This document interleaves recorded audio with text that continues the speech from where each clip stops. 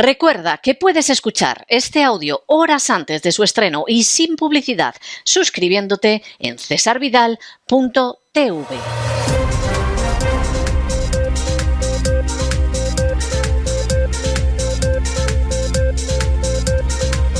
Las noticias del día. Estamos de regreso después de ese editorial que hemos dedicado al problema de las enfermedades mentales en España, en Europa y en el resto del mundo. La verdad es que el panorama es muy grave. Piensen ustedes que Estados Unidos está a la cabeza en términos proporcionales de las enfermedades mentales. Uno pensaría que, no sé, alguna dictadura de estas, de por ahí, de por el mundo, estaría en la cabeza con el sufrimiento que tienen sus administrados. Pues está Estados Unidos. Los países que vienen a continuación, hombre, no es que la cosa vaya de maravilla, pero para que estén incluidos en la lista es inquietante. Que venga México. Hombre, México tiene problemas serios, pero hay países de Hispanoamérica que tienen problemas no menos serios. Piensen ustedes en un Honduras, piensen ustedes en una Argentina, piensen ustedes en una Venezuela, en una Cuba. Pues no, señor, México está peor. Y luego aparecen naciones europeas. Hombre, Gran Bretaña no es el imperio que fue, pero para estar entre los 7 con más problemas mentales es inquietante. Y en el caso de Irlanda, que ha tenido un crecimiento económico muy grande en los últimos años, pues evidentemente daría la sensación de que estaría en un puesto mejor. Están todos peor que España, no mucho, también tengo que decírselo, no mucho. Lo que en España es un 30 y poco % de personas afectadas por problemas mentales, en Estados Unidos es un 40%. Es verdaderamente para pensárselo, y eso sí, España está por delante pues de prácticamente todo el continente americano, salvo Estados Unidos y México. Todo el continente americano mentalmente está mejor que España. Y en el caso de Europa, pues hombre, salvo Gran Bretaña e Irlanda, toda Europa está mejor que España. Es una situación inquietante.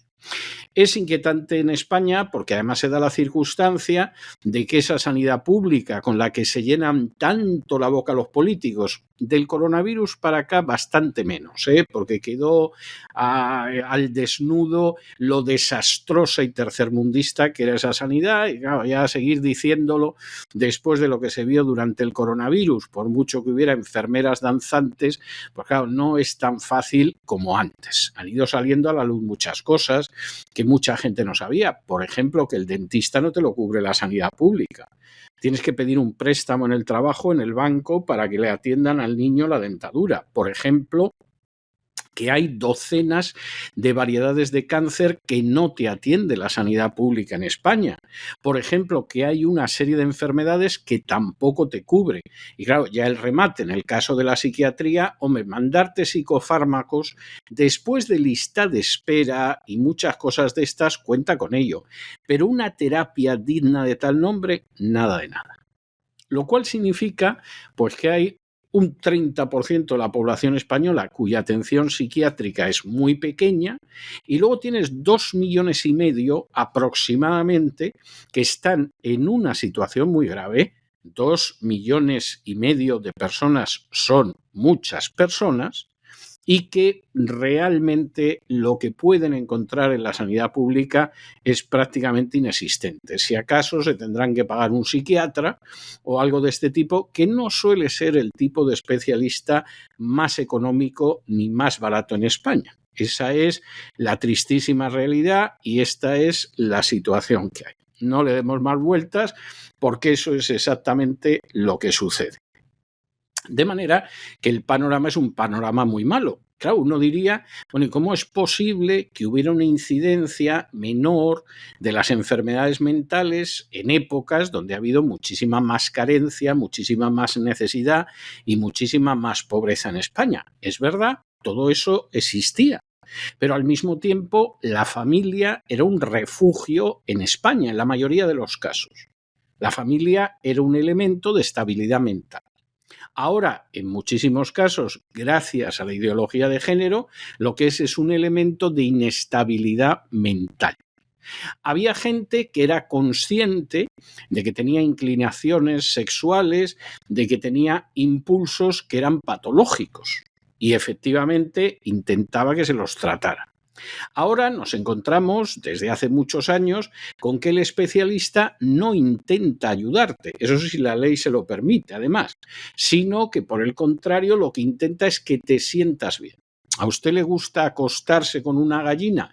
No, yo no le voy a ayudar a que deje usted de sentir impulsos sexuales hacia una gallina, por muy antinatural que sea, todo lo contrario. Pero voy a intentar que por lo menos se sienta bien, porque claro, usted lo piensa y dice, yo no puedo ser normal. A mí me gusta tener relaciones sexuales con una gallina, yo tengo que estar enfermo. Entonces no se preocupe que no le voy a ayudar a curarle. Lo que voy a hacer es intentar convencerle de que es algo totalmente normal y si a usted le gusta una gallina, pues hombre, es igual que si le gusta a usted Elizabeth Taylor. Exactamente lo mismo. Así de claro. Claro, el paciente a fin de cuentas no es un imbécil y el paciente pues intenta seguir lo que le dice el médico por su bien, pero sabe, a lo mejor sin ir hasta lo más hondo de su corazón, desde la superficie del corazón, que acostarse con una gallina no es normal y que él tiene una dolencia y que no le están ayudando. Piensen luego en la cantidad de mujeres a las que les han convencido de que el hombre no solo no es el compañero ideal para toda la vida, como para el hombre es la mujer, sino que el hombre es un ser monstruoso, criminal, violador, que vamos, es lo último a lo que deberías acercarte, lo último, un hombre. Bueno, pues no pretendan ustedes que con una enseñanza tan absolutamente antinatural esas mujeres estén bien. Y de hecho tampoco es sorprendente que el número de enfermos mentales sea mucho más alto entre las mujeres que entre los hombres, con la excepción de los suicidios. Ahí el número de suicidios donde golpea con la mayor fuerza es en los hombres. En cualquiera de los casos, y este es un tema muy serio, aquí estamos hablando de una situación que potencialmente puede doblarse con el paso de los años. ¿Quién hubiera pensado realmente que España iba a tener un 30% de enfermos mentales? Llamemos a las cosas por su nombre. ¿Y quién hubiera pensado que llegaría a tener más de 2,5 millones de enfermos mentales graves, gravísimos? Pues nadie, nadie.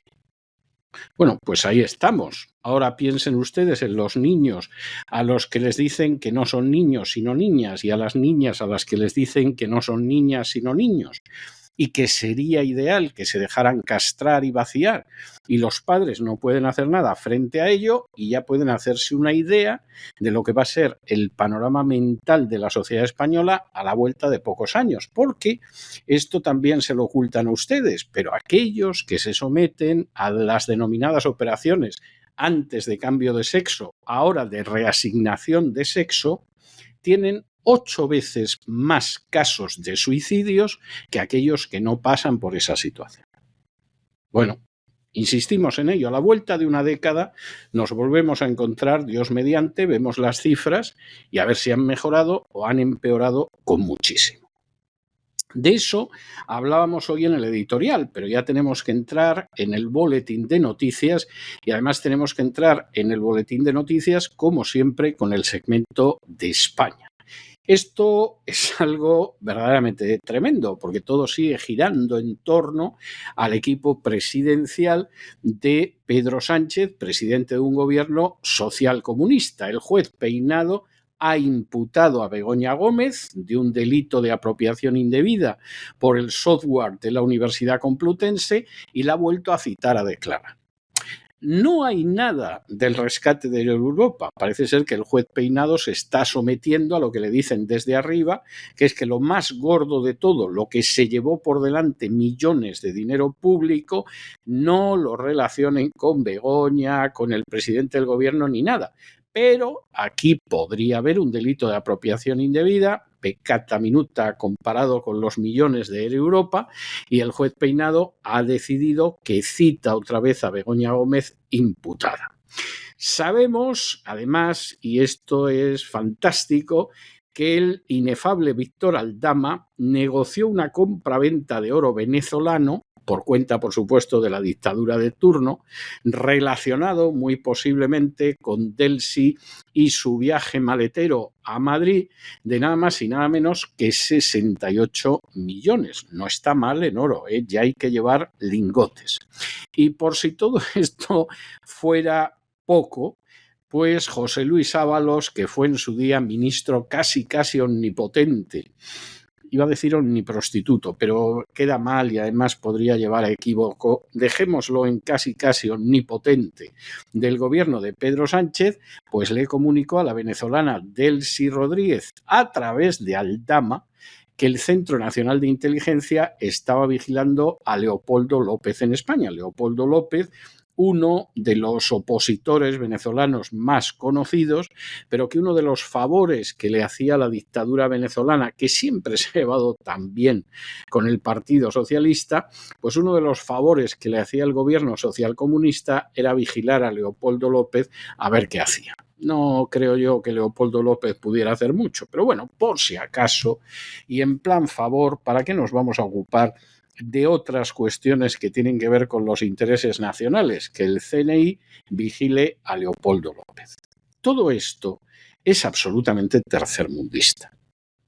Uno ve toda esta descripción y uno dice, esto es el colmo del tercermundismo. Pero así funciona España, no nos vamos a engañar y en fin, las cosas son las que son. Examinamos estas y otras cuestiones que les afectan con la ayuda absolutamente indispensable de María Jesús Alfaya. María Jesús, muy buenas noches. Muy buenas noches, César. Muy buenas noches a todos los oyentes de La Voz. Un día más, los titulares asaltan a la prensa y a los medios de comunicación las filtraciones sobre las investigaciones judiciales tras el informe y los informes que hay detrás de la UCO, de la Unidad Central Operativa de la Guardia Civil, en las varias causas abiertas de corrupción que afectan a miembros del gobierno, en la que están implicados, por ejemplo, la esposa del presidente o la trama Koldo de las mascarillas que afecta a varios ministerios. Les vamos a contar hoy varias noticias a este respecto. Una de ellas es que el juez Juan Carlos Peinado hoy, este martes, ha ampliado la investigación abierta contra la esposa del presidente Pedro Sánchez. A Begoña Gómez le imputa un nuevo delito de apropiación indebida y otro delito de intrusismo profesional en relación con el software de la Universidad Complutense de Madrid. Además, el instructor acuerda citar a la esposa de Pedro Sánchez el próximo 18 de noviembre a las 13:30 horas. Ha ordenado también el magistrado a la unidad adscrita de la Policía Judicial que esta citación se haga de forma personal en el Palacio de la Moncloa, que es donde habita la primera dama junto con el presidente de España. Y les vamos a dar otras noticias que se han filtrado que revela hechos como los siguientes tras las investigaciones de la UCO, de la Guardia Civil. Una es que Víctor de Aldama negoció una compraventa de oro venezolano por valor de 68 millones a la vicepresidenta venezolana Delcy Rodríguez, dentro del conocido Delcy Gate, ya saben, con nocturnidad y alevosía. La vicepresidenta de la dictadura chavista aterrizó en España, aunque el ministro del Interior y el gobierno en pleno digan que no tocó suelo Schengen. Lo mismo, el avión estaba levitando en el aire.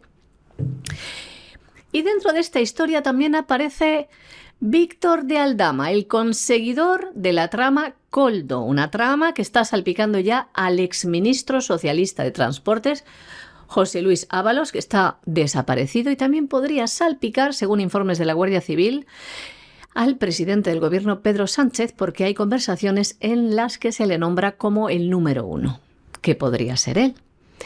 Los mensajes incautados por la UCO, las conversaciones telefónicas y también de correos desvelan que Víctor de Aldama y Delcy Rodríguez, la segunda de la dictadura venezolana, prepararon la entrega de oro y lo hicieron apenas un mes antes, qué casualidad, de el aterrizaje en Barajas de Delcy. En los últimos días de diciembre del año 2019, el 27 de diciembre, se preparó una entrega de oro venezolano adquirido al Fondo de Desarrollo Nacional de Venezuela, por valor, les decimos, de 68 millones de dólares. El diario Voz Populi tiene una copia de este contrato y cuentan que este documento demuestra que este organismo, el Fonden, ofreció 1.004 barras de oro a Bancasa. Y también la Unidad Central Operativa ha desvelado que durante las conversaciones que mantenía el conseguidor de la trama, Víctor de Aldama, con Delcy Rodríguez, pues esta estaba muy interesada sobre el opositor venezolano Leopoldo López, que estaba en España. Y la Unidad Central Operativa, la UCO, de la Guardia Civil, ha desvelado que el exministro José Luis Ábalos comunicó a Delcy Rodríguez a través de Aldama que el CNI vigilaba a Leopoldo López en España. Bueno, siguiente noticia de España, que también está rezumante de la corrupción que caracteriza, no vamos a decir solo al gobierno actual, al sistema en general, pero eso sí, claro, el que gobierna tiene más posibilidades de mostrar esa corrupción. La Asociación Profesional e Independiente de Fiscales, la APIF, se ha personado nada más y nada menos que en la causa judicial que hay abierta contra Álvaro García Ortiz, fiscal general del Estado. ¿Y por qué hacen esto? Que es tremendo. Bueno, pues según dice la Asociación Profesional Independiente de Fiscales, porque se temen que como la Fiscalía, ¿de quién depende? Pues eso, depende de Pedro Sánchez. Al final la Fiscalía, a Álvaro García Ortiz, fiscal general del Estado, le deje salir de rositas. Y entonces aquí la Asociación Profesional Independiente de Fiscales se mete como acusación particular y, por supuesto, no va a permitir que la Fiscalía actúe como actúa muchas veces en España. Esta actitud de la Asociación Profesional Independiente de Fiscales es muy correcta. Y de hecho es una actitud que realmente se corresponde con lo que debería ser el cuerpo de fiscales, aunque ya saben ustedes que una de las asociaciones profesionales de fiscales en España está apoyando al fiscal general, vamos, como si fuera uno de los suyos. Claro que también es verdad que lo es. Bien, sería bueno que la Asociación Profesional Independiente de Fiscales también vigilara a esos compañeros de profesión que, por ejemplo, acusan falsamente a un inocente para que el inocente, asustado ante la posibilidad de ir a la cárcel a pesar de que no ha hecho nada, preste falso testimonio contra aquella persona también inocente que al fiscal le han dicho que tiene que triturar. Y entonces el fiscal incurre en prevaricación, incurre en chantaje, incurre en una conducta propia de la mafia, aunque la mafia son hombres de honor y en el caso de estos fiscales no se puede decir así, y que esto lo controlaran. Porque el mal nombre de la Fiscalía en España, por desgracia, no solo está vinculado al fiscal general del Estado, sino a aquellos fiscales que se prestan a ponerse al servicio del poder para perseguir a gente inocente. Y como realmente no tienen pruebas de ningún tipo, ni sólidas ni no sólidas, contra una persona inocente, acusan al mismo tiempo a otro inocente para que ese inocente se asuste y entonces acuse al primer inocente, que es el objetivo principal, a cambio de que a él no le pase nada.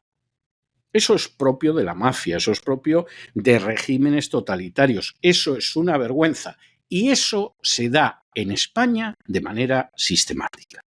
No estaría mal que la APIF investigara también este tipo de cuestiones. La Asociación Profesional Independiente de Fiscales, de siglas AFIP, se va a personar en la causa contra el fiscal general del Estado, Álvaro García Ortiz, y lo hace por temor a que éste no actúe con imparcialidad. Como saben, el fiscal general del Estado ha sido imputado por el Tribunal Supremo por un presunto delito de revelación de secretos y se ha negado a dimitir. La AFIP, esta Asociación Profesional e Independiente de Fiscales, explica claramente por qué se va a personar en la causa, y lo hace del siguiente modo. Les leemos parte de este comunicado.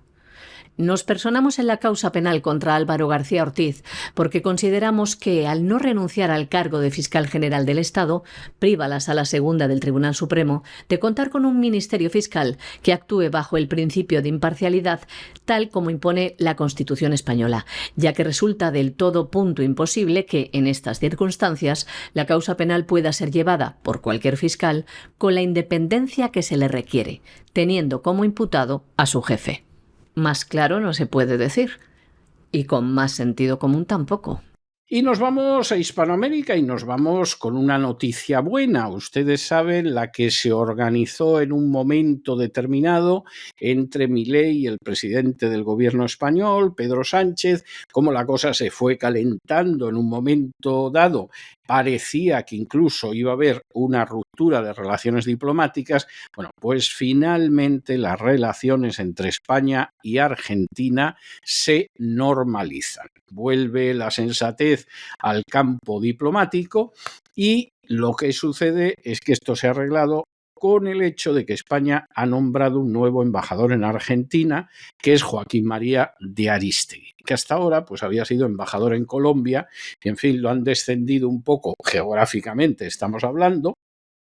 Hay nuevo embajador y además pues el gobierno español ha insistido en que España y Argentina son pueblos hermanos y tienen una lengua y una cultura comunes, y además Milei, ya saben que últimamente se sorprende muy gratamente con las cosas más insólitas, como puede ser la China comunista, y bueno, pues parece que esto finalmente ha terminado, finalmente no se prolonga, y tanto por Argentina como por España como por Argentina, la verdad es que por lo menos quien ahora se dirige a ustedes se alegra muchísimo. Parece que España normaliza relaciones con Argentina nombrando un nuevo embajador en aquel país. Joaquín María de Arístegui Laborde, hasta ahora embajador en Colombia, será el nuevo embajador en Buenos Aires. Según el Ministerio de Relaciones Exteriores, España retoma la normalidad de estas relaciones diplomáticas con Argentina, porque recuerden que el mes de mayo pasado retiró a la embajadora en Argentina por el cruce de insultos de Javier Milei al presidente del gobierno español, Pedro Sánchez. Tras anunciar el nombramiento, el gobierno español decía lo siguiente: España y Argentina son pueblos hermanos, unidos por profundos lazos humanos y sociales, nuestra lengua y cultura comunes y los importantes intercambios económicos, comerciales y de inversión deben actuar siempre como guía en las relaciones. Esto lo indican en un comunicado conjunto, una nota que dice también que la relación entre los dos ejecutivos debe de estar a la altura de la intensidad de los vínculos que unen a ambos pueblos y sociedades. Y prometen fortalecer las relaciones para que, dicen, estas alcancen el máximo nivel de confianza y respeto mutuo en términos políticos e institucionales, la confianza que los dos pueblos merecen. Bueno, y nos vamos a Perú además porque les vamos a dar una noticia verdaderamente relevante. Ustedes saben que Perú se vio asolado durante prácticamente décadas por un movimiento que era Sendero Luminoso. Sendero Luminoso, luego cada cual lo caracteriza como quiere. Habrá gente que dirá que era una organización terrorista y sobran los argumentos para calificar de organización terrorista a Sendero Luminoso. Línea maoísta incaica, o sea, lo de Sendero Luminoso, si no hubiera sido tan triste y no hubiera derramado tantísima sangre, sería algo ridículo y para reírse, pero desgraciadamente esta gente secuestraba, torturaba y asesinaba, y hay otros que por el contrario consideran que Sendero Luminoso estaba cargado de buenas intenciones, que tenía toda la razón del mundo, y que cuando en un momento determinado Abimael Guzmán y Elena Iparraguirre fueron detenidos en 1992 en Lima, pues aquello era algo absolutamente intolerable. Las penas que cayeron sobre la gente de Sendero Luminoso fueron penas considerables y más que comprensibles dado su historial. Pero intentó subsistir a través de un brazo político que era el Movadef. El Movadef, que es el Movimiento por la Amnistía y Derechos Fundamentales. Como pasaba, por ejemplo, con el terrorismo vasco en España, bueno, pues había una serie de gestoras pro amnistía, que se llamaban así, que no eran nada más que un brazo político de la organización terrorista ETA. Esto no tenía más vuelta de hoja. Finalmente, la justicia peruana hace apenas unas horas ha ordenado la disolución del Movimiento por la Amnistía y Derechos Fundamentales, el Movadef, considerando que desde hace más de 15 años lo único que ha sido es un brazo político del grupo terrorista Sendero Luminoso.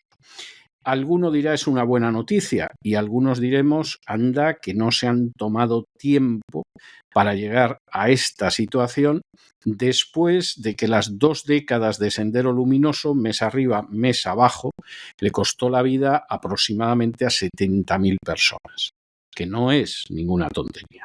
Finalmente, la justicia peruana ordenaba ayer disolver al Movimiento por la Amnistía y Derechos Fundamentales, de siglas Movadef, que ha sido considerado por las autoridades como el brazo político del desarticulado grupo terrorista Sendero Luminoso, considerado así desde hace más de 15 años. Ahora la justicia cataloga a Movadef como una fachada de este grupo terrorista bajo cuyas órdenes considera que ha actuado y que ha recibido financiación del narcotráfico. Además, el juez condena a la cúpula de la organización terrorista. El juicio a la cúpula de Sendero Luminoso comenzó en el año 2021. El conocido como caso Perseo, por la presunta comisión de delitos de terrorismo y tráfico ilícito de drogas.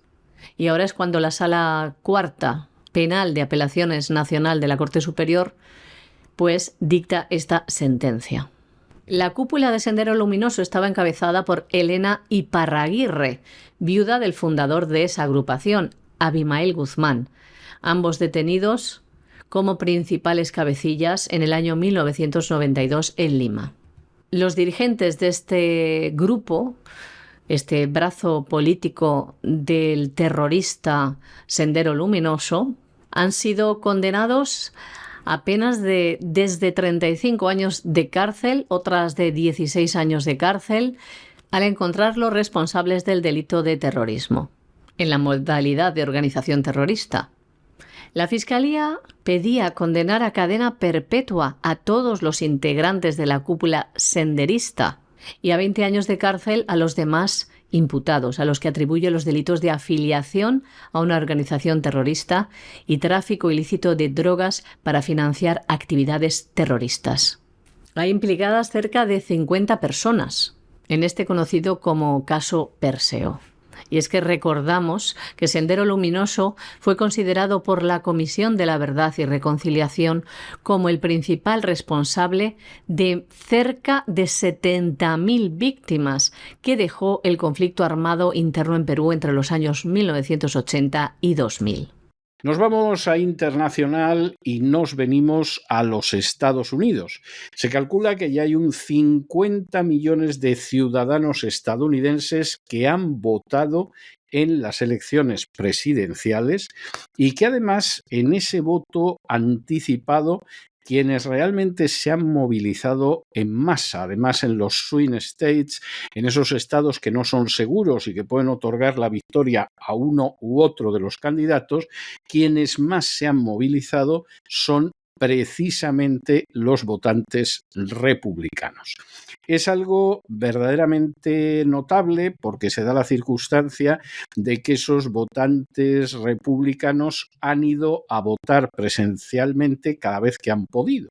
Y por el contrario, son los demócratas, algunos no nos sorprenden en absoluto, los que están enviando más votos por correo. De hecho, hay quien calcula que el 60 y algo por ciento de los votos por correo han sido emitidos por votantes demócratas, mientras que los republicanos pues superan muy poquito el 30%. El doble de votos demócratas por correo que de votos republicanos. Bueno, cada cual que saque sus conclusiones de esta historia y vamos a ver en qué queda todo. Y vamos a ver en qué queda todo porque la verdad es que sobre estas elecciones planea la sospecha de un fraude electoral, sobre todo teniendo en cuenta lo que pasó hace 4 años.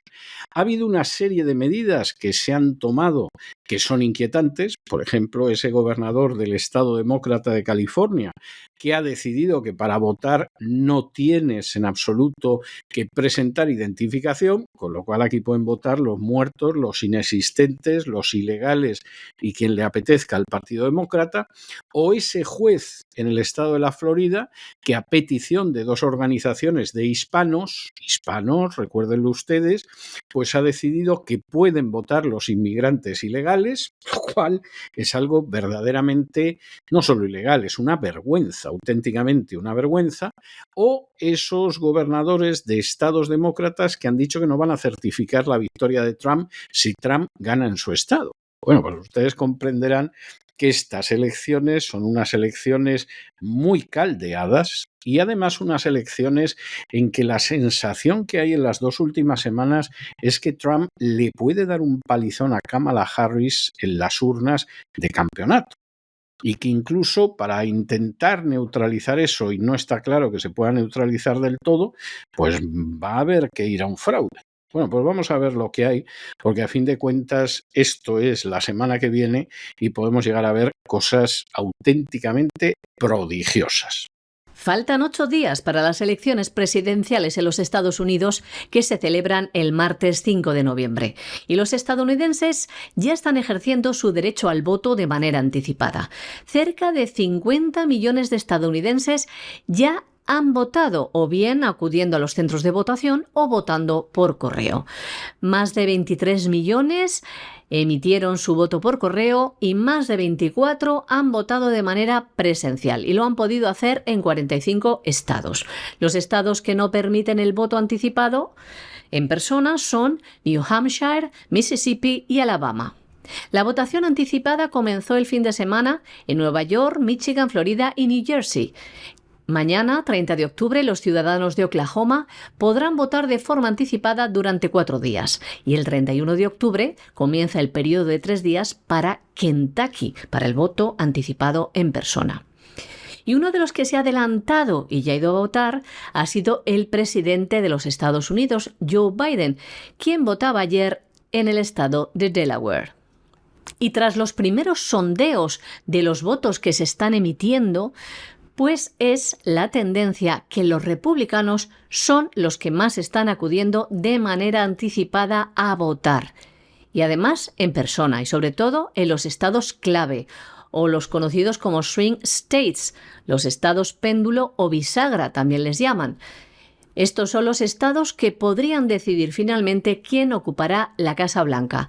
Los más reñidos, que son los estados de Pensilvania, Georgia, Arizona, Wisconsin, Michigan, Nevada y Carolina del Norte.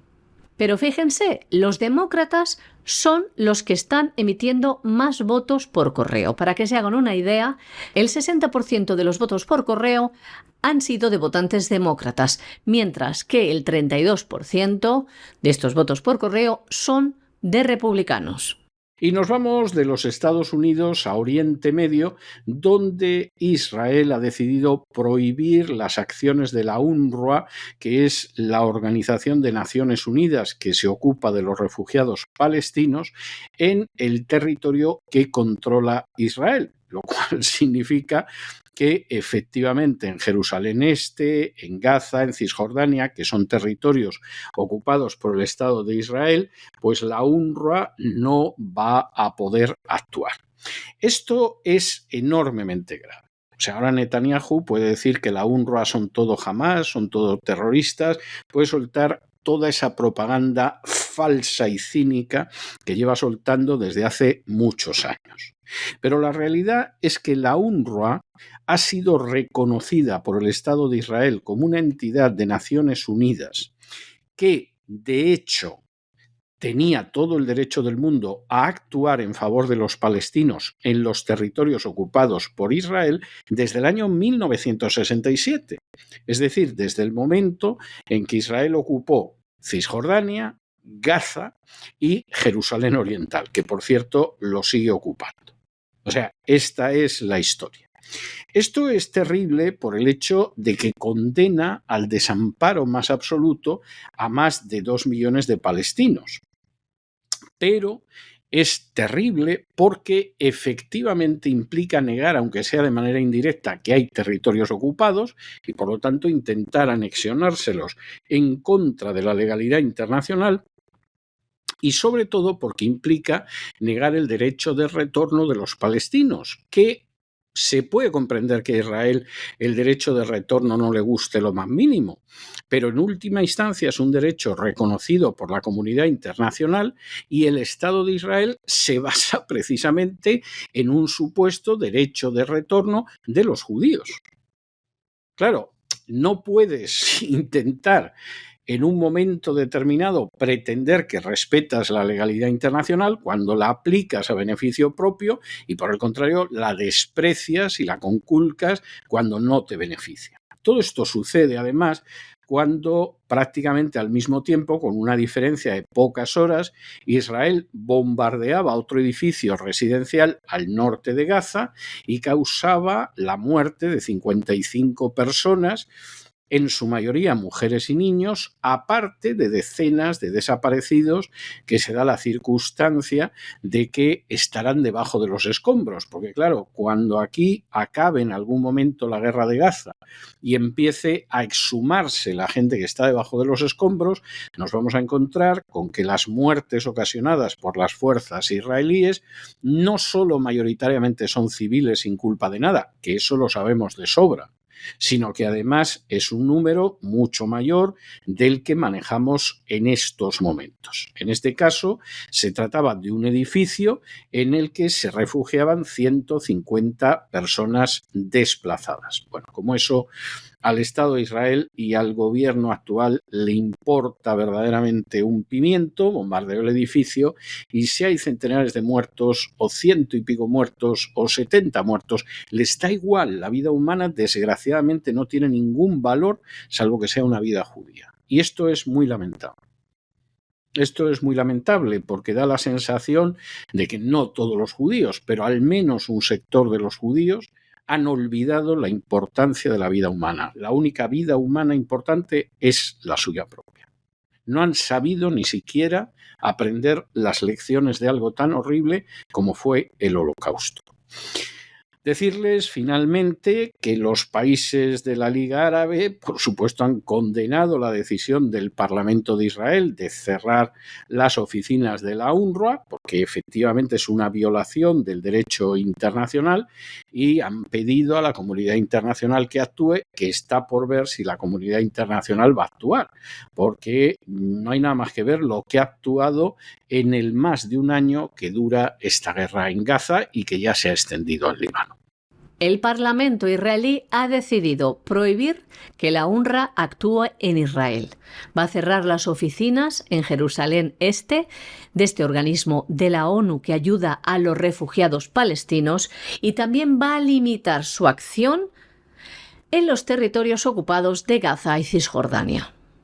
Con el voto afirmativo de 92 diputados, el Parlamento israelí aprobaba esta pasada noche el proyecto de ley que revoca un texto del año 1967, un texto que permitía la actividad de la UNRWA en Israel.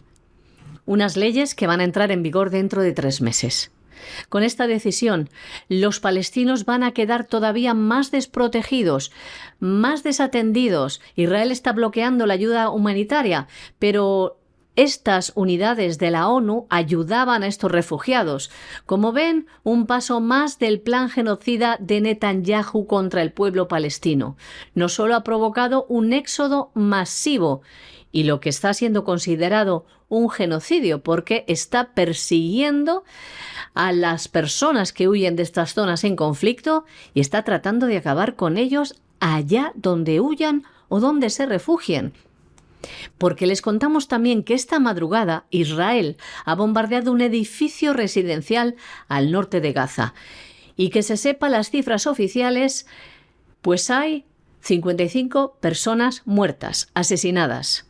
Entre las víctimas hay mujeres y niños. Bajo los escombros, decenas de desaparecidos, que pueden estar también muertos.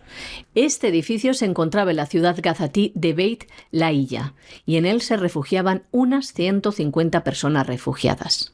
Y como les contamos, Israel ha prohibido a la UNRWA, esta agencia de Naciones Unidas para la población refugiada de Palestina en Oriente Próximo. La población refugiada en todo Oriente Próximo es de 5,9 millones de palestinos, casi la cuarta parte de la población refugiada del mundo.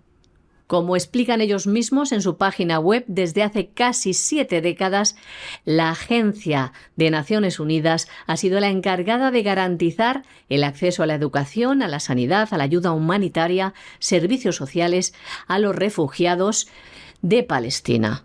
Una población que vive también acogida en Siria, Jordania, el Líbano, que también está bombardeando Israel, y en el territorio palestino ocupado, es decir, la Franja de Gaza y Cisjordania. Una población refugiada que esperaba una solución justa para ellos, pero, como ven, cada vez está más lejos porque Israel continúa con su plan genocida. Al conocerse esta noticia hoy mismo, los países que conforman la Liga Árabe y también Egipto e Irak han condenado esta decisión del Parlamento israelí. Además de considerarlo una violación más del derecho internacional por parte de Israel, han considerado que es una decisión peligrosa, sin precedentes y un desprecio a la ONU. Han pedido a la comunidad internacional que tome medidas.